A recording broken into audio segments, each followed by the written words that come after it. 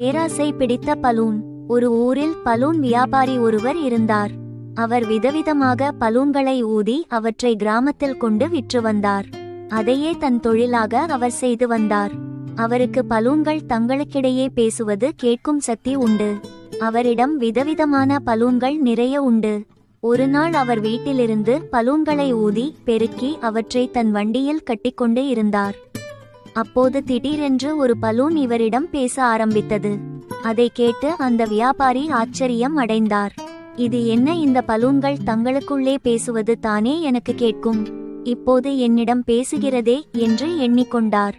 அந்த பலூன் வியாபாரியிடம் சொன்னது, நான் மற்ற பலூன்களை விட மிகவும் அழகான பலூனாக இருக்க வேண்டும். எனவே இன்னும் என்னுள் காற்றை அடைத்து என்னை பெரிதாக மாற்றுங்கள் என்றது. அதற்கு அந்த வியாபாரி சொன்னார், இதற்கு மேல் உன்னை ஊதி பெரிதாக மாற்றினால் நீ வெடித்து விடுவாய். எனவே என்னால் இதற்கு மேல் உன்னை ஊதி பெரிதாக மாற்ற முடியாது என்றார். ஆனால் அந்த பலூன் மீண்டும் அவரிடம், தயவு செய்து என்னை கொஞ்சம் ஊதி பெரிதாக்குங்கள் என்று பணிவுடன் கேட்டது. அந்த பலூன் வியாபாரியும் சரி என்று அந்த பலூனில் காற்று நிரப்ப ஆரம்பித்தார். அந்த பலூன் மற்ற எல்லா பலூன்களை விடவும் பெரிதாகவும் அழகாகவும் மாறியது. அந்த பெரிய பலூன் மற்ற பலூன்களிடம் சொன்னது, உங்கள் எல்லாரையும் விட நான் தான் மிகவும் பெரிதாகவும் அழகாகவும் இருக்கிறேன். எனவே இன்றைக்கு கிராமத்தில் விற்கும் போது குழந்தைகள் அனைவரும் என்னை தான் வேண்டும் என்று கேட்பார்கள் என்று மற்ற பலூன்களிடம் ஏளனமாக கூறியது. இதை கேட்ட பலூன் வியாபாரி, நீ என்னிடம் பணிவாக கேட்டதால் தான் நான் மீண்டும் உன்னுள் காற்றை நிரப்பி பெரிதாக மாற்றினேன். நீ இவ்வாறு தற்பெருமையுடன் பேசக்கூடாது என்றார். பின்னர் பலூன் வியாபாரி அந்த பலூன்களை தன் வண்டியில் கட்டிக்கொண்டு கிராமத்திற்கு பலூன்களை விற்க சென்றார். அவர் கிராமத்தில் சென்று, பலூன் மிகவும் அழகான பலூன்கள் என்னிடம் உள்ளது, ஓடி வாருங்கள் குழந்தைகளே என்றார்.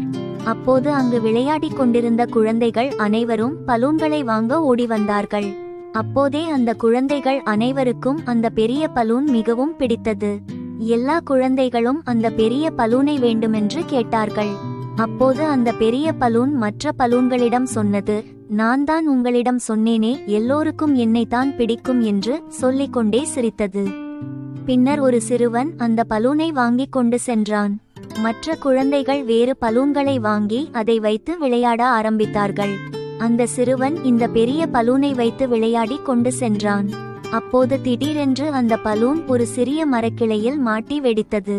இதை அனைத்தும் அந்த வியாபாரி பார்த்து கொண்டே இருந்தார். அப்போது அவர் தன் மனதில் சிந்தித்தார், இந்த பலூன் சிறிது நேரம் முன்பு வரை எவ்வளவு தற்பெருமையாக தன்னை பற்றி பேசிக் கொண்டிருந்தது, சிறிய மரக்கிளையில் பட்டு இப்படி வெடித்து விட்டதே என்று எண்ணி சிரித்தார். நீதி, அளவுக்கு மீறி தற்பெருமை கொள்ளக்கூடாது.